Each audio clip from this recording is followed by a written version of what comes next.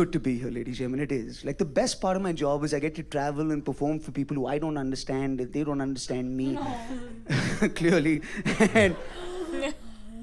And we work that shit out. Like, my whole life has been a long journey of travel. Let me tell you a little bit about myself. I grew up in Lagos, Nigeria, in Africa. I then went to school in Delhi Public School, Noida. I then went to college in Galesburg, Illinois, in the Midwest, and I finally settled down in Bollywood. It's been a long journey towards fairer skin.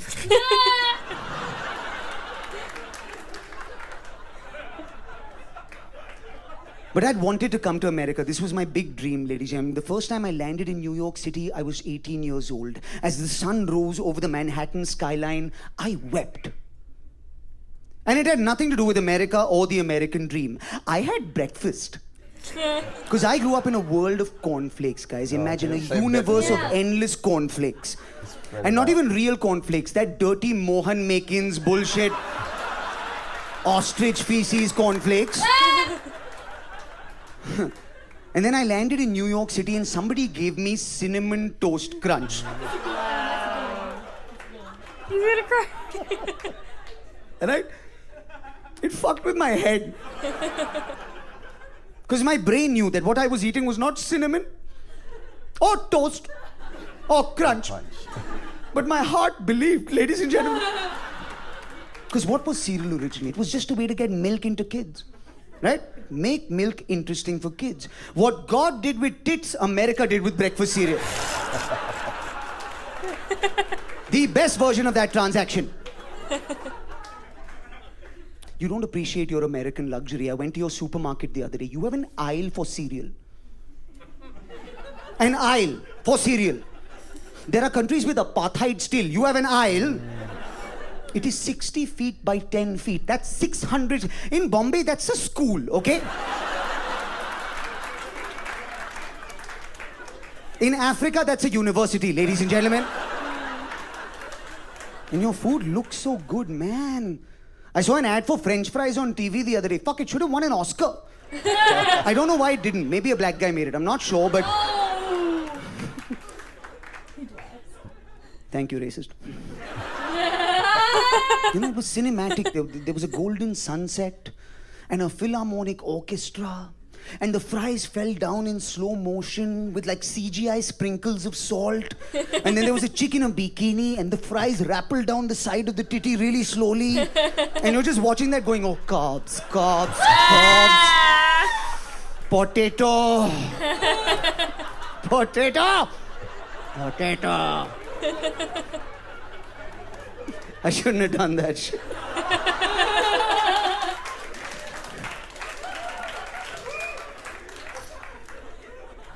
I just fucked myself. I'm going to do legitimately intelligent material tonight. Your only takeaway is going to be potato. How's the VirDas show? Potato. But it was an erotic experience. Chicken, bikini, there was sex with food. You can't do that shit with Indian food. Just get a naked chick and drop hot dal all over her. But let's talk about this. Indian food, clap your hands if you agree, tastiest food on the planet. Not the best looking cuisine on the planet. Indian cuisine all looks like you digested some other cuisine.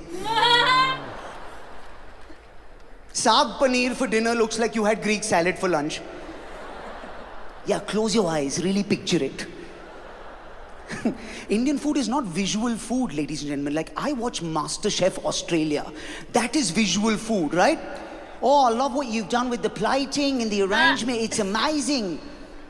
You show those three dudes a bowl of bengan ka bharta, they will lose their mind. Oh, fuck. Was he in pain before he died?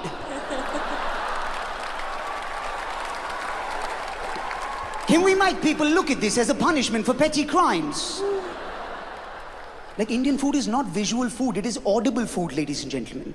Like, if you walked past an Indian restaurant and there was beautiful pictures of food, you would not go into that restaurant, would you, ladies and gentlemen? You wouldn't. But if the door opened and you heard somebody say, "Oh, Panchot, bahut kha liya, gaan lag gayi," you would order everything on the menu. Also, Indian food is romantic food. You know, there's nothing romantic about sitting with somebody and having dinner. But if you can spend your life with somebody who's just...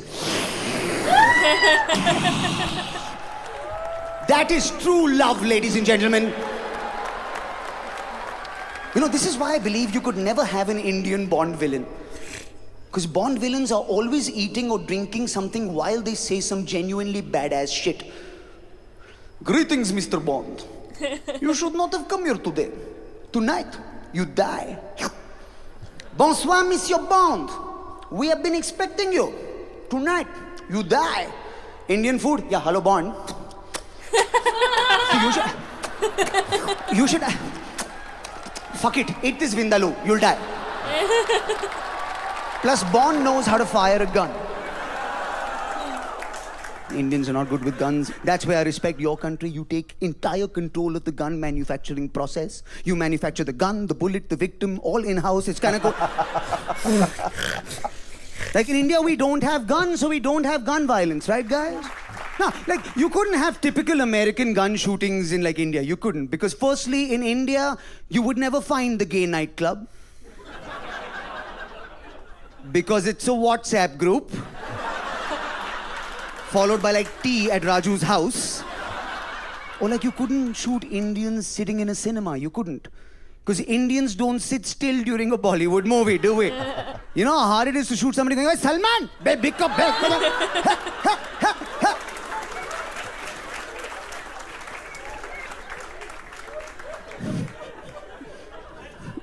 So you have the guns.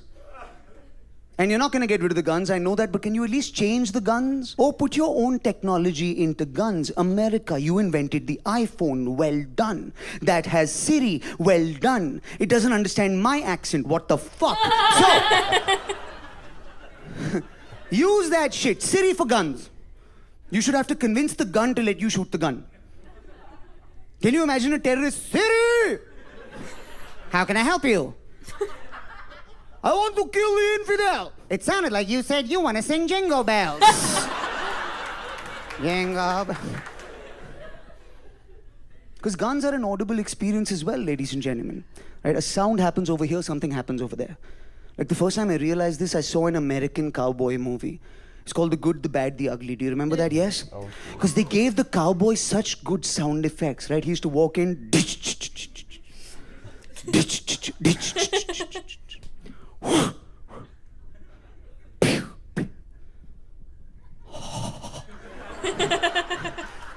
You couldn't give an Indian person those sound effects. We get too excited, we fuck around.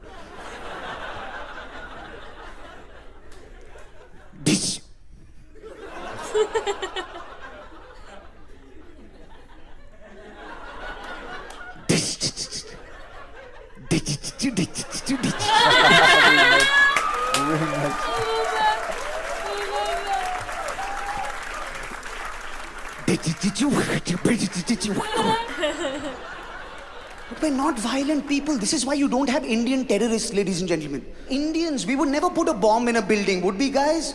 That's not our style. That is cruel. That is violent. But more than that, it is inefficient. We would put an accountant in the building, buy the building, make strategic real estate investments all around that building, wait 10 years and sell the property back to you at an 80% escalation. That is Indian terrorism. Our business practices are our terrorism.